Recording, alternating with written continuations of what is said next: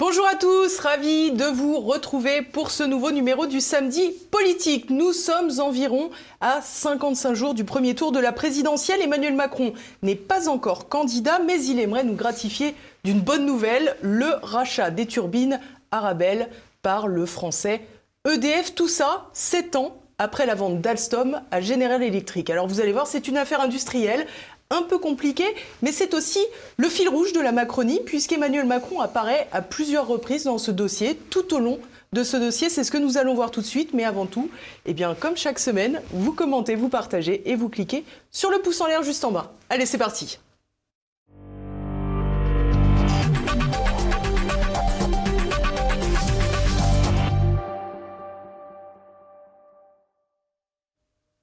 Et aujourd'hui, je reçois Jean-Philippe Tanguy. Bonjour. Bonjour monsieur, merci d'être avec nous. Merci à vous. Alors, pour vous présenter, vous êtes coordinateur national de l'Avenir français, un mouvement gaulliste. Vous êtes spécialiste des questions industrielles et également membre du bureau national du Rassemblement national et donc évidemment soutien de Marine Le Pen. Absolument. Et vous prenez part d'ailleurs à la campagne présidentielle aux côtés de Marine Le Pen. Absolument.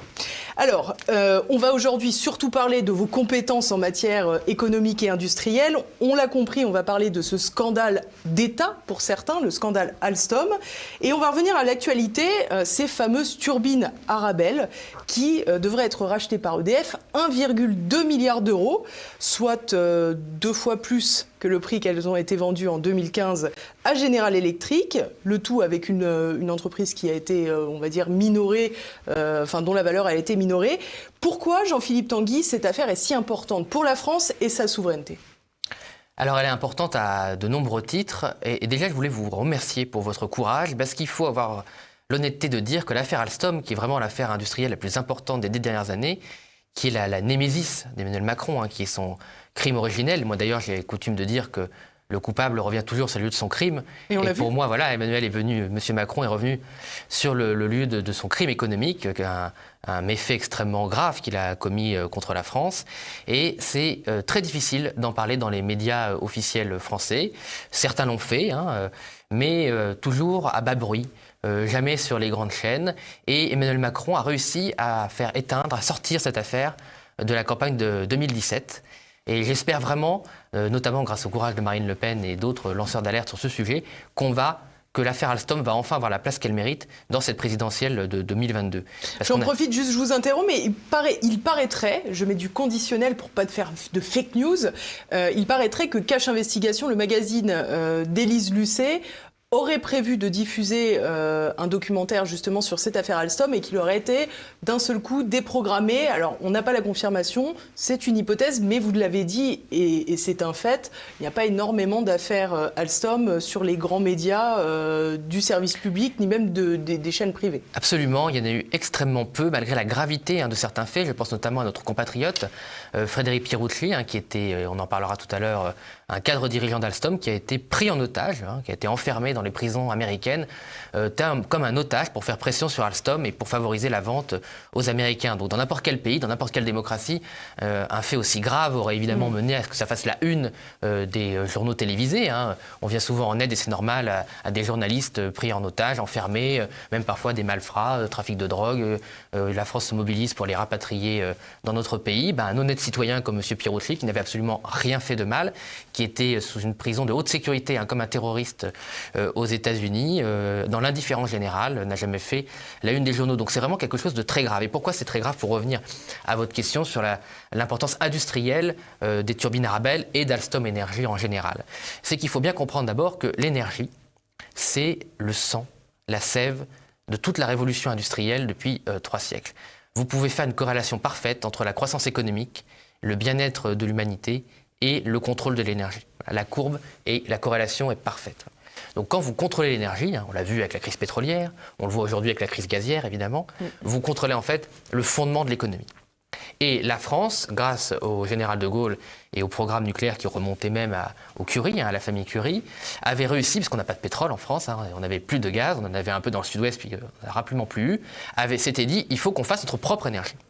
Donc la propre énergie que la France pouvait fabriquer, c'est l'énergie nucléaire et nos barrages hydroélectriques. La filière nucléaire française était la meilleure du monde. Le plan Messmer, donc, qui est le plan de construction des centrales nucléaires françaises après la crise pétrolière, a réussi pendant quelques années à produire entre 4 et 6 réacteurs nucléaires par an. Quand on voit les difficultés qu'on a à sortir maintenant Flamanville, on se rend compte de la performance industrielle que c'était. Et cette filière, elle était jalousement regardée par les Américains pour 2 raisons. D'une part, parce qu'elle était la meilleure en termes technologiques, tout simplement, en termes de compétences, mais aussi parce qu'elle était un peu le grain de sable dans le marché énergétique mondial.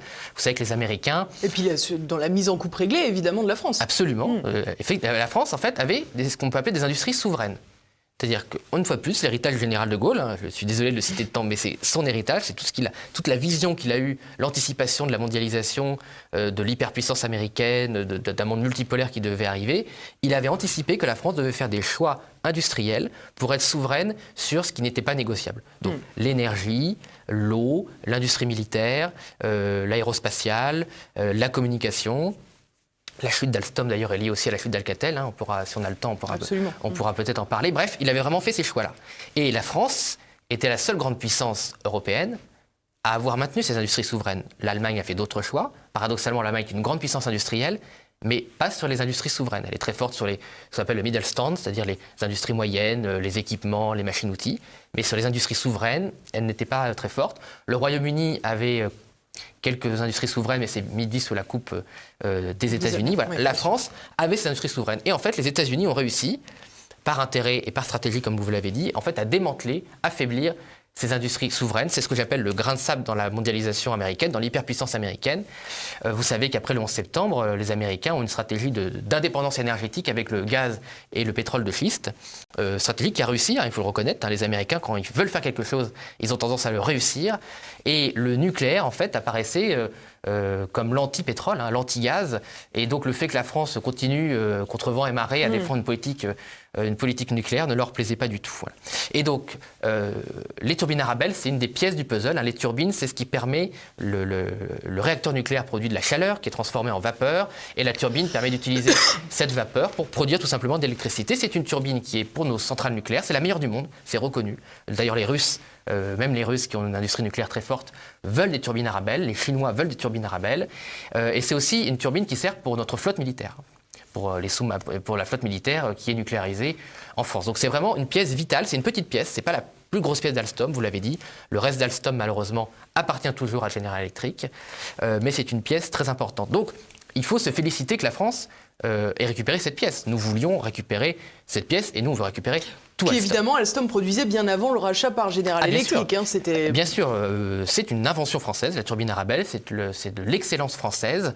Et comme vous l'avez dit, le problème de ce rachat, il s'est fait effectivement à un très mauvais prix. Bon, à la limite, on pourrait dire, c'est pas le plus grave. Le plus grave, c'est qu'en fait, les brevets d'Arabelle, les savoir-faire d'Arabelle ont été transférés aux États-Unis. Alors on aura le droit de faire ce qu'on savait faire avant, mais les Américains savent aussi, malheureusement, le faire pour eux.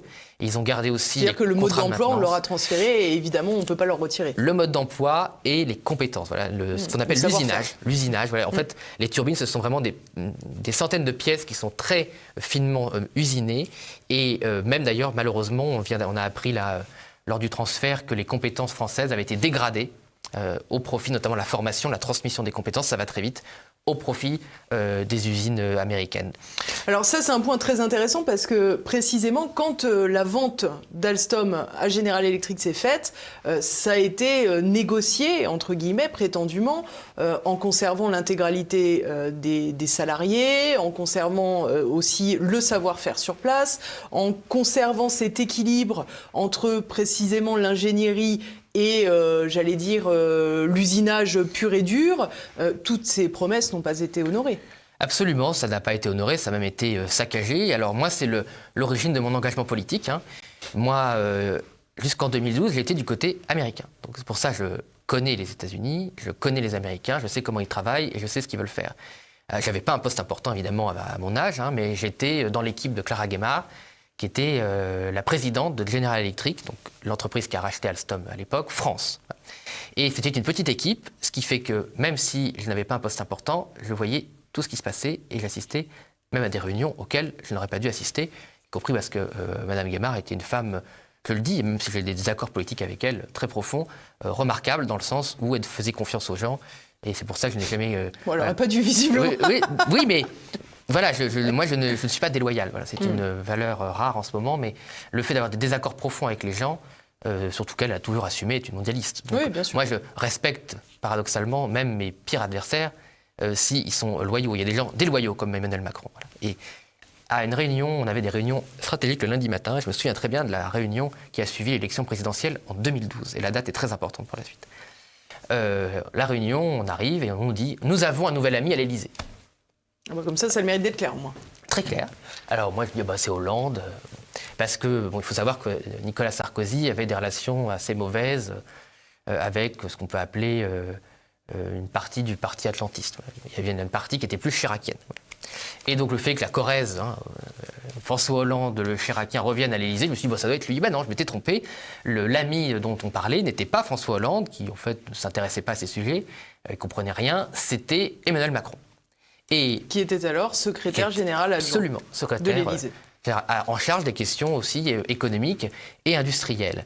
Et à l'époque, très rapidement, le dossier Alstom, en fait, dès 2012, pas 2014, dès 2012, arrive et tiens, comment on va racheter Alstom il y a une opportunité via l'Élysée. Bon, moi, à titre personnel, j'ai une question de conscience qui se pose et donc je m'en vais. Je pars en septembre 2012. Et bon, je m'agite, j'essaie d'alerter certains hommes politiques. Et je vous interromps encore une fois, pardonnez-moi, mais en 2012, on a appris plus tard qu'une commande avait été faite à un cabinet américain. Alors pour une fois, c'est pas McKinsey, ça change. Avant, c'était A.T. Kearney. C'est ça. Et pour la somme de 200 000 €, on leur a demandé de faire une étude en 3 jours, donc procédure d'urgence, pour connaître les avantages et les inconvénients d'une acquisition par General Electric de la branche énergie d'Alstom. Donc ni plus ni moins ce qui va se passer un peu plus tard. Exactement. Et donc à l'époque, moi, tout le monde me prend pour un dingue. Et j'échoue malheureusement. J'échoue à mener l'alerte là-dessus. Et l'affaire, effectivement, la vente est annoncée seulement en mai 2014. Et dès 2014, Emmanuel Macron ment. Et ça, c'est extrêmement important pour la suite. Il ment, il fait croire qu'il n'est pas impliqué dans ce dossier. C'est Arnaud Montebourg qui est au ministère de l'Industrie à l'époque. Arnaud Montebourg a un comportement plus compliqué que ce qu'il a dit après, mais bon, c'est pas le pire de la bande, donc on va dire qu'il est patriote. Et il essaie d'arrêter... En tout cas, il a la décence de partir. Oui, alors en fait, c'est pour ça, il n'est pas parti pour ça. Mais donnons-lui crédit d'être parti pour ça, même si l'histoire est plus compliquée que ça. Mais voilà, donnons-lui ce crédit-là. Et Emmanuel Macron devient ministre de l'économie, et c'est lui qui signe la vente. Alors que Arnaud Montebourg avait créé un décret qui permettait de garantir les intérêts stratégiques de la France et de bloquer la vente si le gouvernement l'avait voulu. Et donc Emmanuel Macron, c'est pas juste qu'il n'a pas vu que la vente se faisait. Il a signé un décret autorisant la vente. Donc il a sciemment autorisé. Et à l'époque, il ne déclare pas, y compris devant la commission d'enquête parlementaire de l'Assemblée nationale, qu'il a commandé le rapport dont vous avez parlé en 2012. A.T. Kearney, qui est très clair, qui est en fait le plan de démantèlement d'Alstom Énergie en faveur de General Electric. Et là, il y a le fameux pacte de corruption que vous avez évoqué. C'est que là, vous avez un déferlement, en fait, de plus de 600 millions d'euros, 300 millions d'euros côté Alstom, 300 millions d'euros côté General Electric, pour influencer le petit milieu parisien, certains journalistes, des cabinets de communication, du lobbying, nous expliquer que, évidemment, Alstom est ruiné et qu'il faut absolument qu'il se vende aux États-Unis parce que sinon, il n'y aura pas d'avenir pour le pays, qu'on va créer 1000 emplois, que c'est l'avenir, la mondialisation rose, tatati, tatata. C'est d'ailleurs toujours le même scénario qu'on nous écrit. C'est assez triste. Donc, les Français ne sont pas dupes, malheureusement, certains dirigeants le sont. Mais ce qui est intéressant, c'est que pour une fois, l'Assemblée a bien prouvé qu'il y avait de l'argent derrière. Parce que nous, ça fait des années qu'on dit qu'il y a de l'argent derrière. On l'a toujours dit. Et là, c'est prouvé. Et ça a été transmis au parquet national financier. Donc en fait, là... on va trop vite. Si vous voulez bien, Jean-Philippe Tanguy, vous parliez tout à l'heure de cet assassin qui revenait sur ces lieux du crime. Alors, on fait un parallèle avec Emmanuel Macron, qui a tué personne, sinon l'économie française, du moins une branche. Je vous propose de l'écouter justement quand il est allé voir les ouvriers à Belfort, très récemment, au sujet des turbines Arabelle. Le rachat à l'époque de la partie énergie d'Alstom par GE a été fait un peu sous des méthodes un petit peu particulières, certaines pressions. quel process à la France aujourd'hui pour éviter que cela ne se reproduise et qu'on arrive à de tels carnages sur d'autres secteurs stratégiques. Je l'ai vécu à l'époque, j'étais collaborateur quand ça s'est fait. De ce que j'ai vu, non mais pour vous parler très franchement, je ne dirais pas qu'il y a eu des pressions. Il y a eu le choix. Non mais moi je vous dis comment non, il y a eu beaucoup, ce qui est normal, quand il y a des opérations comme ça, il y a toujours aussi beaucoup de commentaires qui sont faits. Il y a des choses qui sont vraies, des choses qui sont fausses. Il y a eu un choix qui a été fait par l'entreprise de l'époque. Donc c'est aussi pour ça que je disais à certains de vos collègues représentants du personnel, c'est une entreprise, c'était pas l'État qui était à la tête d'Alstom. Compte tenu de sa structure capitalistique, de son histoire et de son emprise, l'État avait à en connaître, y compris aussi, parce qu'il peut bloquer certains types d'investissements. Mais d'abord, c'était le choix d'une entreprise privée. Premier point. Avec beaucoup de confidentialité quand il y a ces débats. Donc ce qui est vrai, c'est qu'à l'époque, mon prédécesseur, les ministres de l'époque, l'ont su très tard. C'est-à-dire les documents étaient signés. Bon. Donc c'est peut-être ça qui a perturbé et qui, je dois le dire, est jamais agréable quand vous avez à le vivre. Parce que ça s'est su tard. Mais j'ai envie de dire, c'est la vie économique.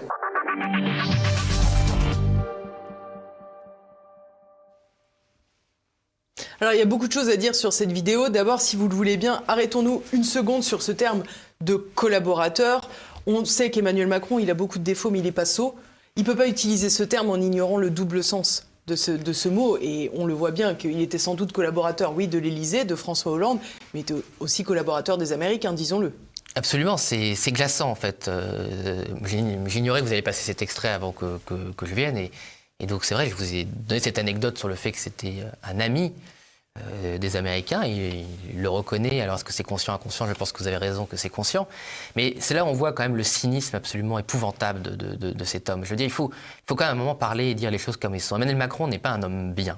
Emmanuel Macron n'est ni un patriote, ni un homme qui a le moindre valeur. C'est un homme vénal. C'est un homme qui a fait toute sa carrière sur le mensonge. Je le sais parce que je suis de la même région que lui, Amiens. Je l'entends régulièrement, par exemple. Ça n'a l'air de rien, mais quand vous êtes capable de mentir pour ça, vous êtes capable de mentir pour tout. Il dit régulièrement aux Français qu'il est issu d'un milieu populaire à Amiens. Bon.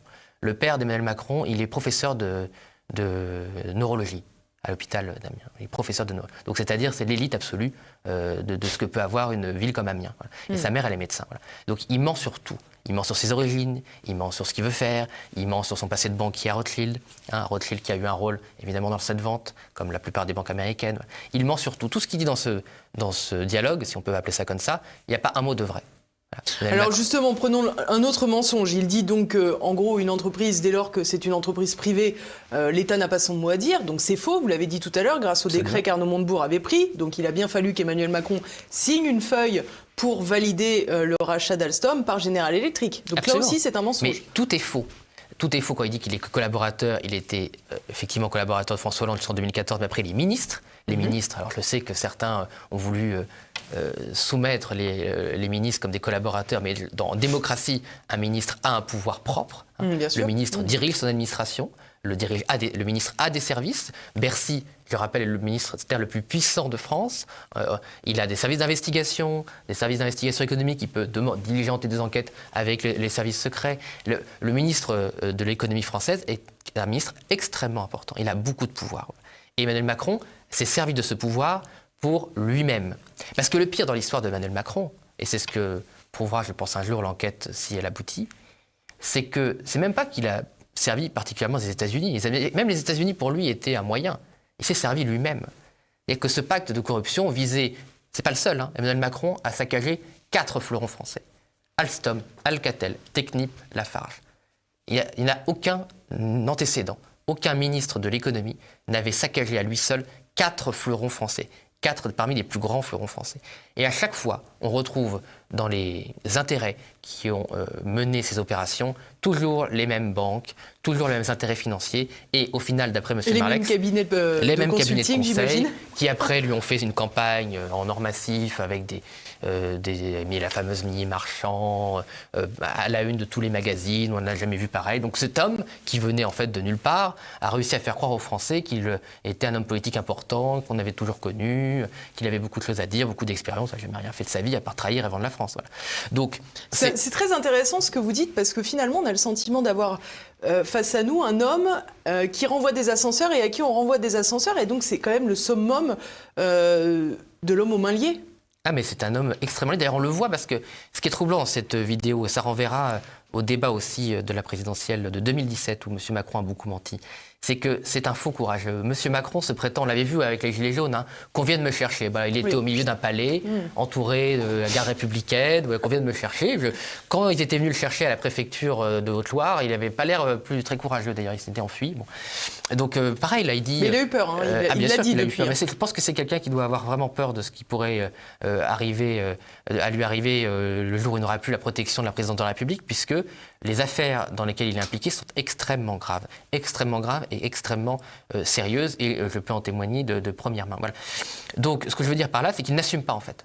Il prétend assumer, mais là, vous le voyez, il est au milieu des ouvriers, des ingénieurs d'Alstom, des turbines Arabelle, et il n'assume pas. Il pourrait dire, moi j'étais ministre. Honnêtement, on va parler clairement, je vais le dire pour pas vous obliger à le dire, mais il les prend pour des cons quand même. Oui, aussi, mais ça c'est aussi c'est deux constances d'Emmanuel Macron. Et d'ailleurs, beaucoup rigolent, parce qu'ils s'en rendent compte, parce qu'ils sont pas sots, ces gens. Ils connaissent de près, puisque Alstom, les ouvriers d'Alstom, étaient informés, notamment par leurs syndicats évidemment, que Alstom a été la cible d'une opération de déstabilisation américaine, qu'on a commencé à évoquer tout à l'heure. C'était quoi cette opération? C'est que les Américains, depuis les années 90, la chute de l'URSS, les Américains sont devenus ce qu'on appelle une hyperpuissance. C'était à peu près les seuls capables d'avoir une influence mondiale. Et en fait, une des clés de cette influence mondiale, c'est ce qu'on appelle, c'est un peu compliqué, le droit extraterritorial. Qu'est-ce que c'est? C'est que les Américains, ayant l'arme du dollar, monnaie de référence écrasante du commerce et de l'économie mondiale, ayant leur armée, ayant leur système d'information, ayant leur réseau commercial, sont en fait une puissance impérialiste au sens strict du terme. Et dans cet impérialisme, il y a le droit.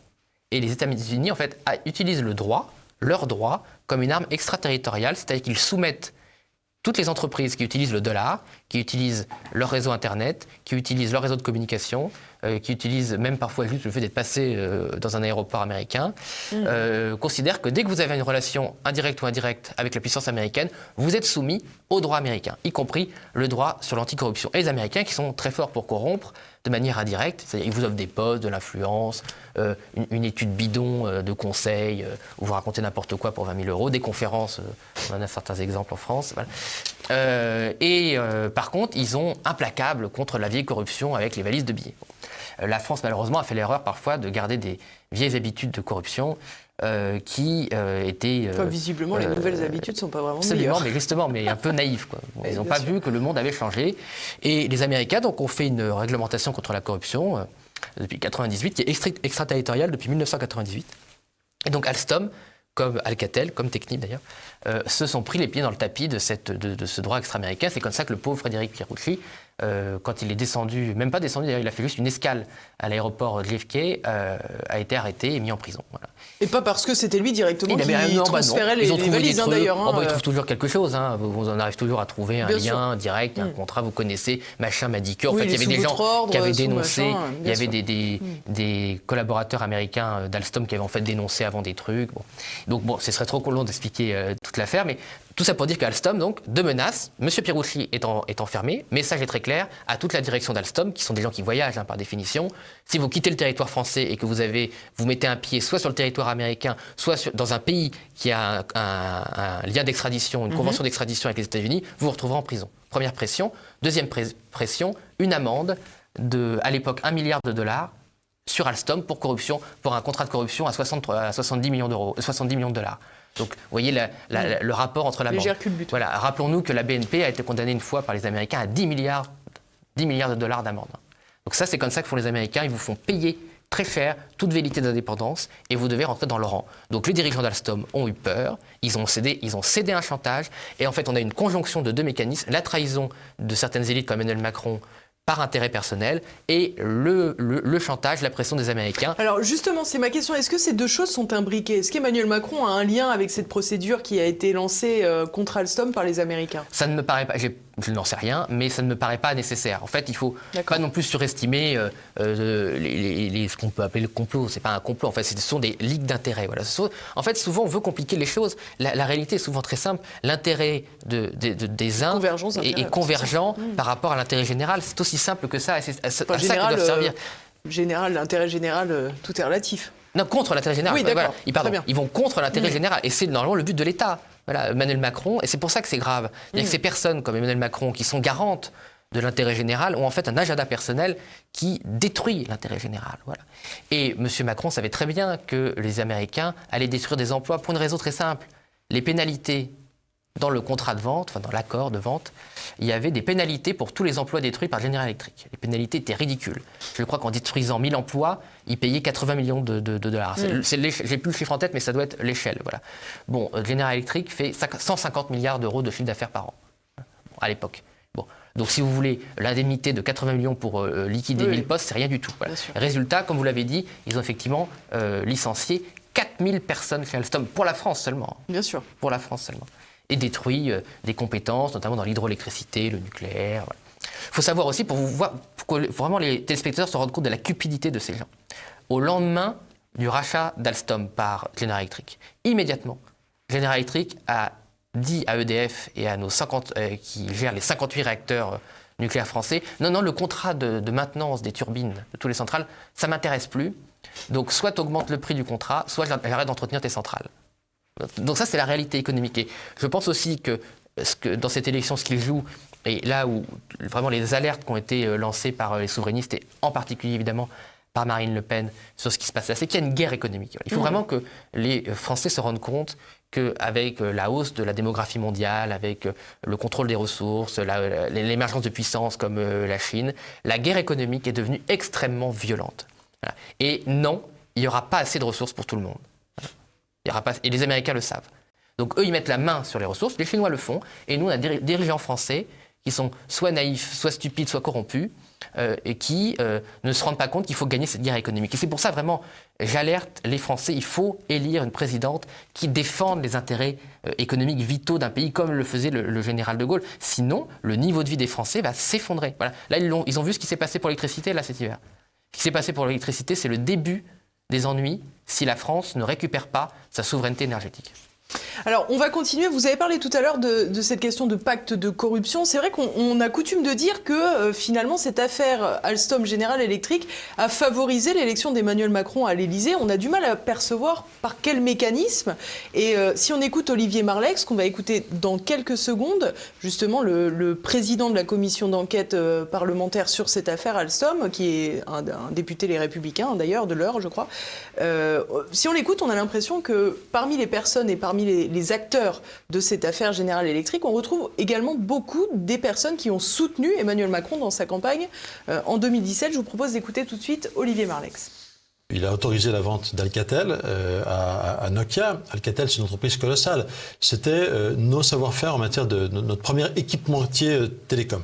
Alors, ok, il n'était pas très performant sur la téléphonie mobile, mais c'est le champion des autocommutateurs numériques et propriétaire des câbles sous-marins transatlantiques par lequel passe, alors à l'heure actuelle encore, 80% du trafic de l'Internet mondial passe par Alcatel Submarine Networks. Donc c'était une entreprise formidable, ça s'est vendu 15 milliards d'euros. Il a vendu Lafarge, 19 milliards d'euros au cimentier suisse Holcim, et il a autorisé la vente de Technip, une boîte très importante dans la recherche pétrolière. 4 en 2 ans. Pour 9 milliards. Voilà. Donc c'est vraiment l'âge d'or des fusions-acquisitions. À aucun autre moment de notre histoire, on retrouve autant de méga fusions-acquisitions. Et elles ont toutes effectivement en commun d'avoir suscité énormément d'honoraires de conseils. Et sur le cas de l'affaire Alstom, où j'ai eu accès en tant que président de la commission d'enquête aux heureux gagnants, enfin aux prestataires de cette vente, effectivement, de manière un peu troublante, on découvre que quand vous mettez la liste des prestataires d'Alstom, de la vente Alstom, GE, et la liste des donateurs ou des organisateurs de dîners de levée de fonds, on peut faire des traits, quoi. Ça match un certain nombre de fois, ce qui pose effectivement un certain nombre de questions. Voilà.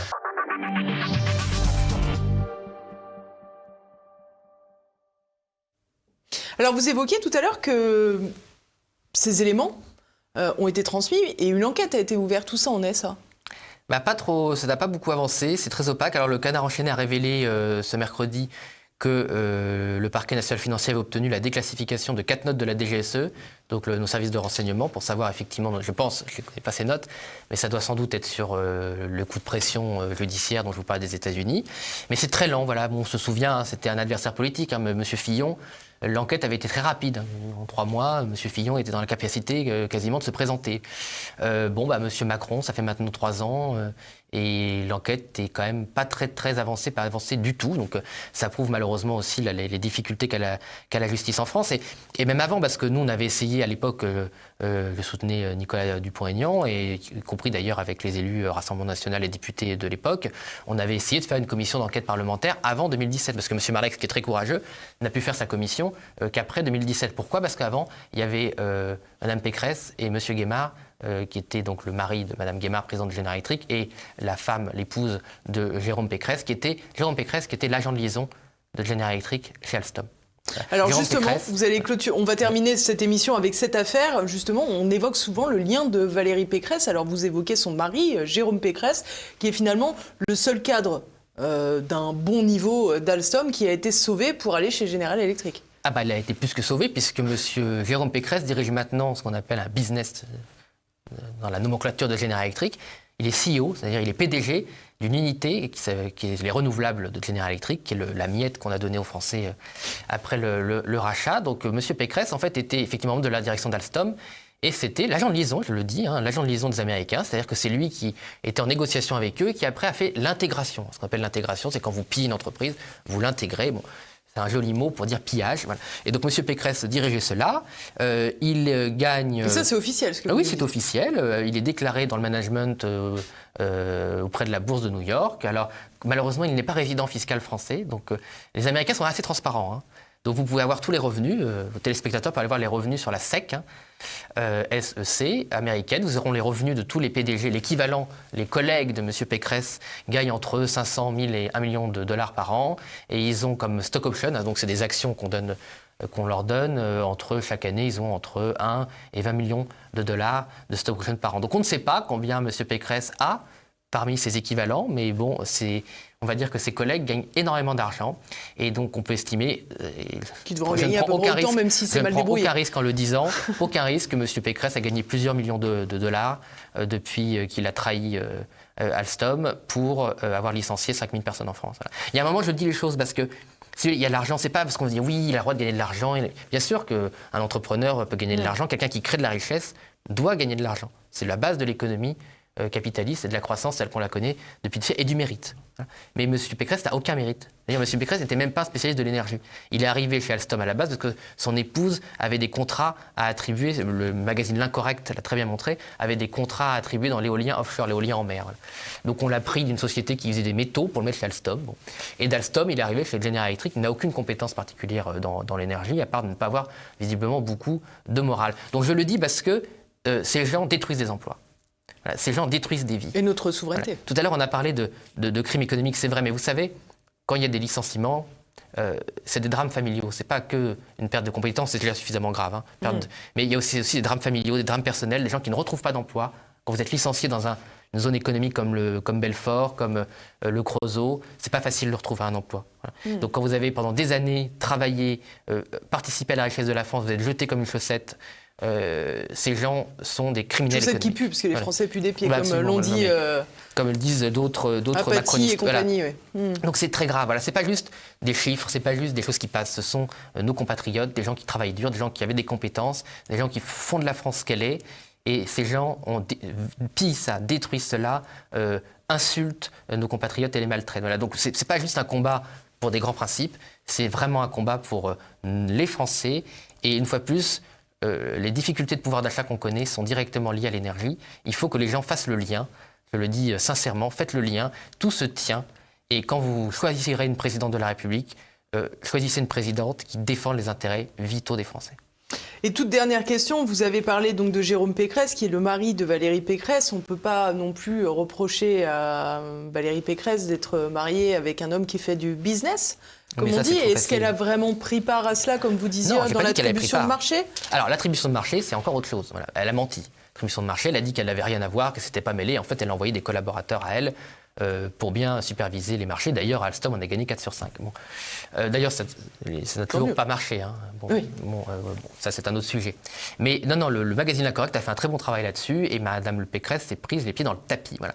Mais si vous voulez, moi, je veux bien qu'on dise « j'y suis pour rien, je ne suis pas au courant ». Écoutez, Madame Pécresse vit dans la même maison que Monsieur Pécresse. Ils ont sans doute partagent les mêmes vacances, les mêmes véhicules. C'est trop facile de dire « non, je ne suis pas au courant, je suis désolé ». Ils font ce qu'ils veulent. Moi, je ne juge pas le couple Pécresse. Ils font ce qu'ils veulent. Chacun juge la personne comme il le souhaite. Mais c'est faux de dire que Mme Pécresse ignore ce que fait son mari. Elle le voit comme nous. Hein. Mme Pécresse est quelqu'un d'informé.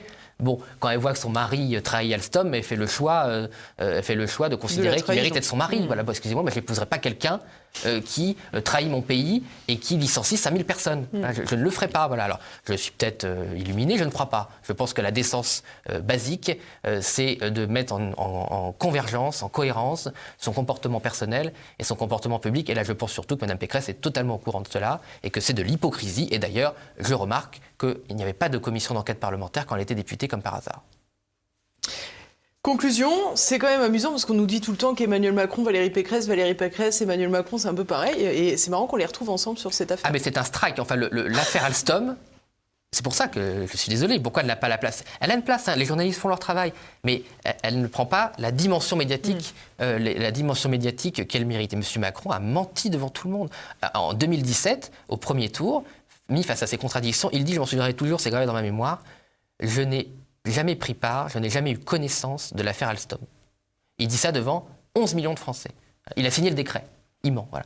Face à Marine Le Pen, il continue à mentir, à dire qu'il ne s'est pas mêlé de ces dossiers. Voilà. D'ailleurs, à l'époque, on a critiqué Mme Le Pen d'avoir mis ce sujet sur la table parce qu'elle a confondu la gamme de produits que faisait Alstom. C'est-à-dire l'attention s'est focalisée sur un détail, alors que le fond de l'affaire, c'est-à-dire la trahison d'un ministre français qui a détruit des milliards d'euros de chiffre d'affaires, des compétences et des milliers d'emplois, lui, c'est très bien. Voilà. Donc il y a un moment aussi, il faut que la France et que les Français remettent l'église au centre du village. Il y a des choses accessoires, il y a des choses centrales. Voilà. Il y a l'intégrité de dirigeants qui veulent défendre la France et il y a des gens qui les enfument. Moi, j'appelle ça un prestidigitateur. Vous savez, Macron, c'est-à-dire pour pas que vous voyez ce qu'il est en train de magouiller dans son coin, il vous fait un numéro pour que vous regardiez ailleurs. Voilà. Donc Macron, c'est le roi de ça, de l'esbrouf. Il vous fait son numéro, son beau discours, on l'a vu. Et pendant que vous regardez à droite, il fait ses magouilles à gauche. Voilà. Donc il est temps aussi qu'on regarde exactement ce qu'il fait. Et je rappelle que s'il est, et j'espère, je fais tout, et Marine Le Pen fait tout pour le virer dans 60 jours, M. Macron n'aura plus la protection que lui apporte la présidence de la République. Il devra répondre de tout ce qu'il a fait en détruisant des entreprises françaises, comme l'a très bien dit M. Marlex. Et c'est un concurrent politique, mais il faut souligner le courage de M. Marlex, parce qu'il n'y en a pas beaucoup. Et M. Marlex a été extrêmement courageux sur l'affaire. Merci beaucoup Jean-Philippe Tanguy. Merci à vous. Merci à tous de nous avoir suivis. Je vous propose, si vous voulez aller plus loin sur cette affaire qui est quand même un peu complexe, comme vous aurez pu vous en rendre compte, de revoir l'interview de Pierre Bergerot dans Politique Éco d'Olivier Marlex sur la chaîne TV Liberté. Vous pouvez aussi retrouver l'article du Canard enchaîné de cette semaine, donc de mercredi dernier, qui était aussi très court mais très efficace. Également la chaîne YouTube de Tatiana Ventose qui a fait une très bonne vidéo qui reprend tout et qui est de qualité, ainsi que l'interview bien sûr de Frédéric Pierucci sur Thinkerview. Voilà, si vous avez regardé tout ça à la fin de la semaine, normalement vous serez imbattable et vous aborderez la présidentielle en âme et conscience. Merci beaucoup Jean-Philippe Tanguy. En tous les cas, merci à tous de nous avoir suivis. N'oubliez pas, si vous ne l'avez pas fait au début de cette émission, de partager, de commenter et de cliquer sur le fameux pouce en l'air pour améliorer le référencement. Et puis je vous donne rendez-vous la semaine prochaine pour une nouvelle émission. À bientôt.